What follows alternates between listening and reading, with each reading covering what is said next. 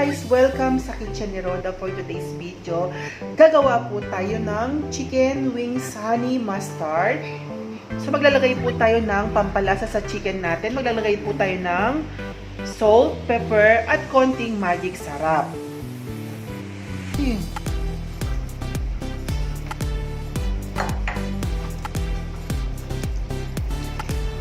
Haluin po natin mabuti para ma-distribute natin ang ilagay nating seasoning. Then po, isi-set aside natin after 30 minutes para po lumasa yung mga nilagay natin sa manok bago natin prituin.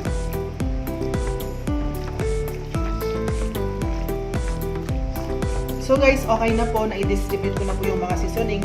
Next naman po, maghihintay po tayo ng after 30 minutes. Then po, piprituin natin ang chicken.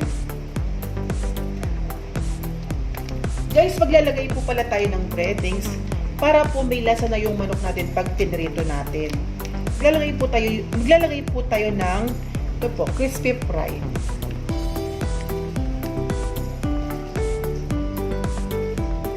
Then, hahaluin po natin.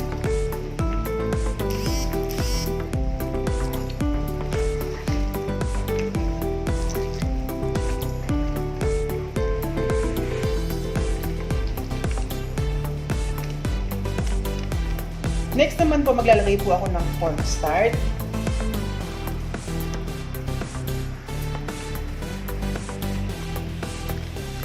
Para po crispy po ang chicken natin, kaya po ako naglagay ng cornstarch.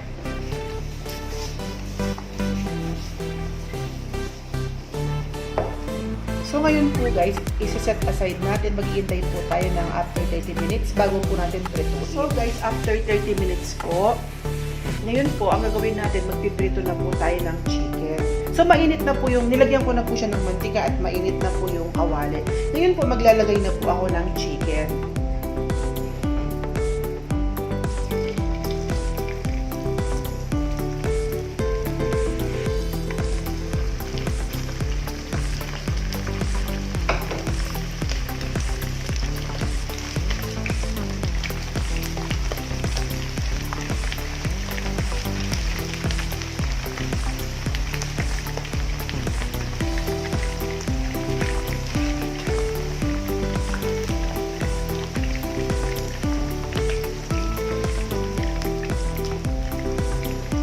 So guys, ang gagawin po natin, hintayin po natin mag-golden brown ang chicken. So guys, okay na yung chicken natin. Ngayon naman po, yung kabilang side, babalik pa rin natin.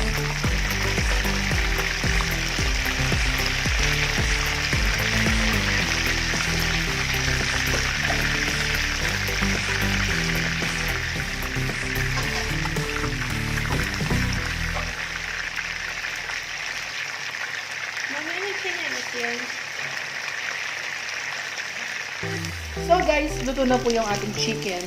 Ngayon po, tatanggalin na po natin. Then, ilulutuin po natin yung second batch. Brown na po siya guys. At saka crunchy na po siya. Next naman po, lulutuin ko na po yung second batch. Isi-set aside ko lang po siya.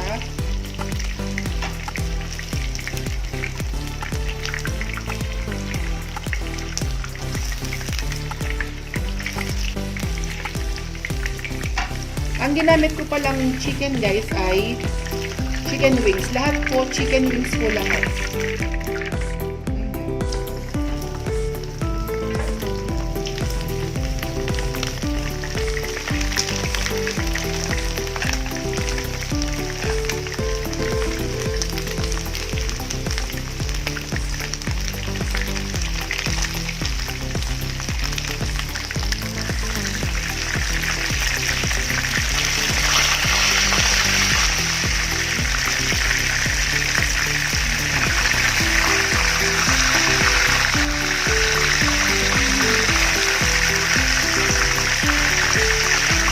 Guys, kung nagpiprito tayo, kailangan po medyo malakas ang apoy natin at the same time deep fried po. Dagdagan natin yung mantika para maluto siya ng maayos.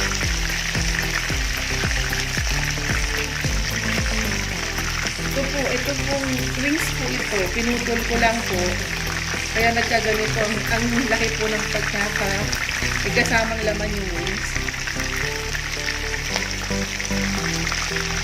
So guys, luto na po yung second batch.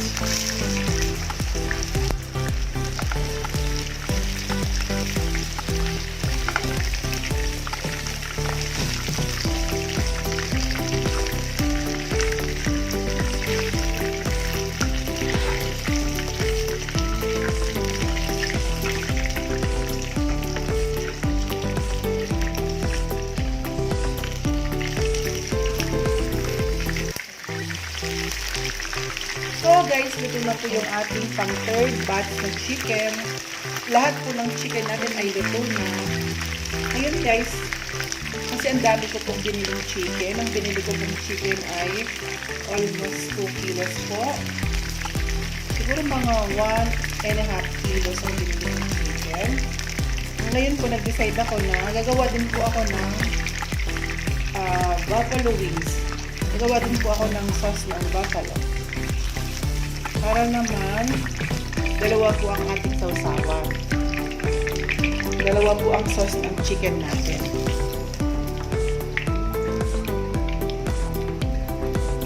Nga po, ang dami-dami po niya. So, kailangan po natin ng dalawang sauce. So guys, since yung pagluluto natin ng buffalo wings, unexpected, biglahan po, wala po talaga akong stock na butter. Ang gagawin ko po, maglalagay na lang po tayo ng oil. Can substitute naman po sa butter ang oil, diba?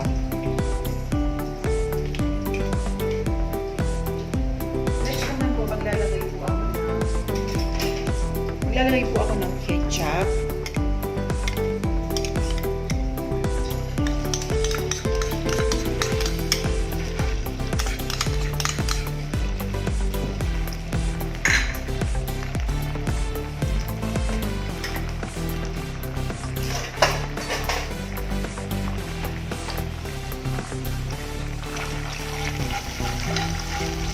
Ilagay po ako ng chili powder at saka paprika. Maglalagay din po tayo ng sugar. Lalagay ko na po lahat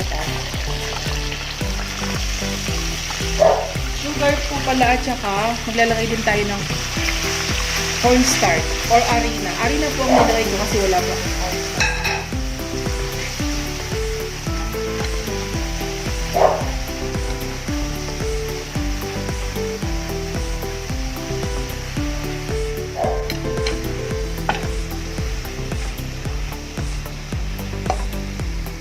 Lalagay din po tayo ng vinegar.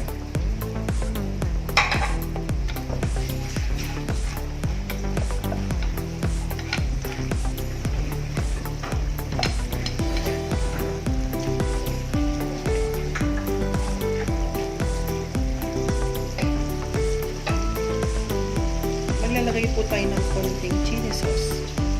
Hot sauce pala.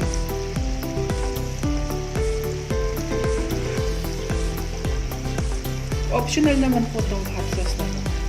Kung gusto nyo lang po. Kung ayaw nyo naman po, okay lang.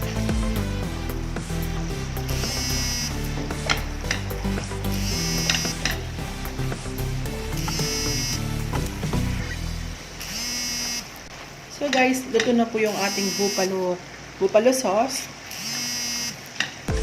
Next naman po, gagawin po natin yung ating butter garlic mustard. Sorry po pala, honey mustard po. Next naman po, lalagay po natin yung, maglalagay po tayo ng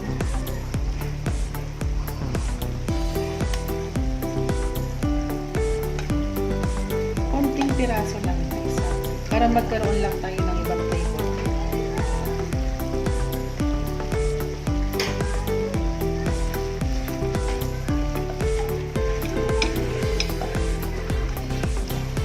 Guys, nagkaroon po tayo ng ilang pirasong buffalo wings. At least meron tayong ibang flavor, di ba po? Yummy!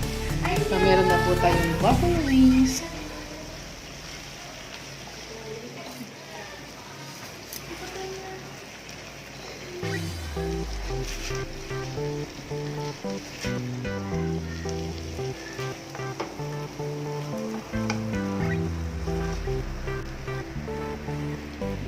guys.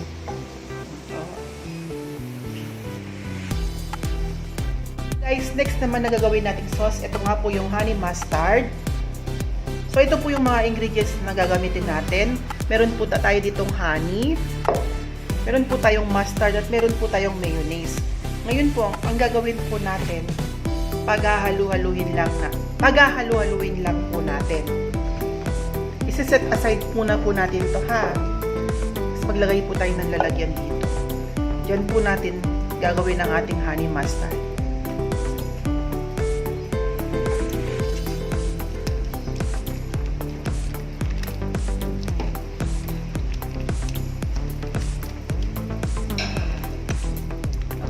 Nilagay ay ang mayonnaise.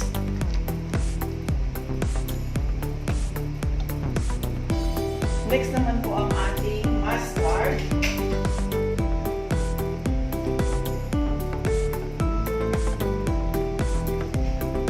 At ang ating honey. Yung pong honey natin, ha. Lalagay po tayo.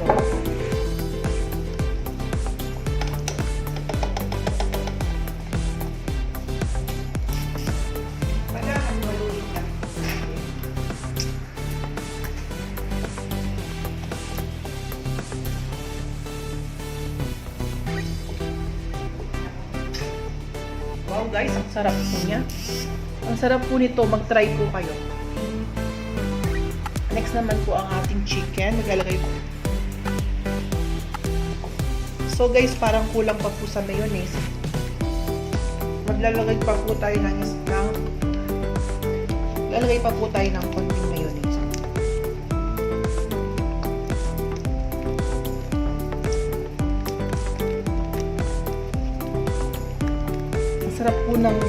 Ang sarap po ng honey mustard. Ang sarap po ng kanyang ang sarap po ng pinaka-sauce niya.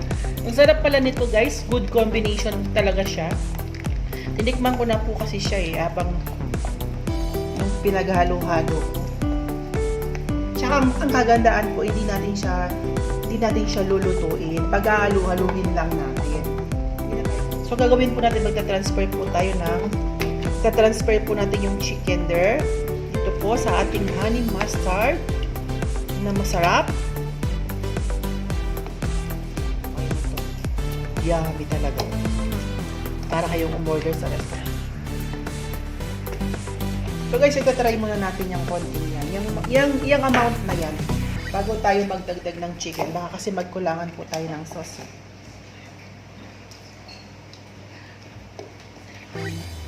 I-dip lang po natin yung mga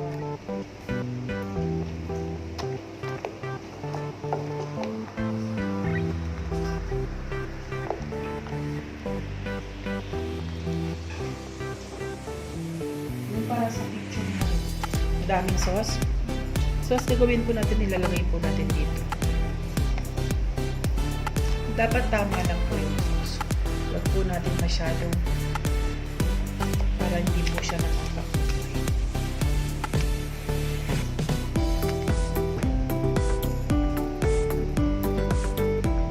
Magkano itong in-order nyo kanina to? 836.